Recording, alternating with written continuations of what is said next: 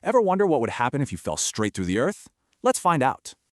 So, you drill a hole straight through the planet and jump in. What happens next? Okay, first things first. We've got to assume a magic tunnel to ignore some deadly realities. In our perfect little scenario, your trip breaks down into 4 basic phases.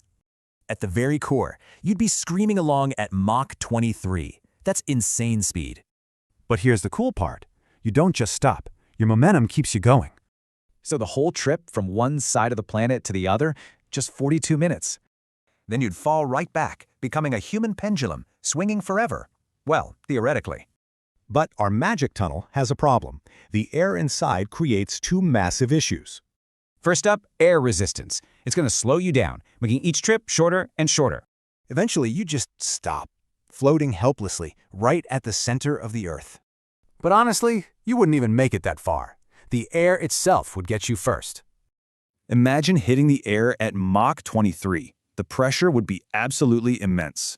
We're talking 40 times normal air pressure. It's like being deep underwater, totally unsurvivable.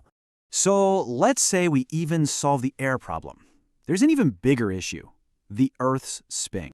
This all comes down to something called the Coriolis effect. It's all about that spin. When you jump in, you're not just falling down, you're also moving sideways, really fast. So instead of a straight fall, you'd slam right into the wall of the tunnel. And at Mach 23, scraping the wall isn't a scrape, it's instant vaporization. Poof. But wait, there is one way to make this work, a tunnel from pole to pole. If you follow the Earth's axis, there's no sideways motion. You finally get a straight shot. So after 42 minutes, you pop out on the other side. Welcome to Antarctica. Your welcome party, an average temperature of minus 60 degrees Celsius. Ouch. And you better enjoy the view quickly. You've only got 42 minutes before you fall right back in. Which kind of makes you think, sometimes, the journey just isn't worth the destination.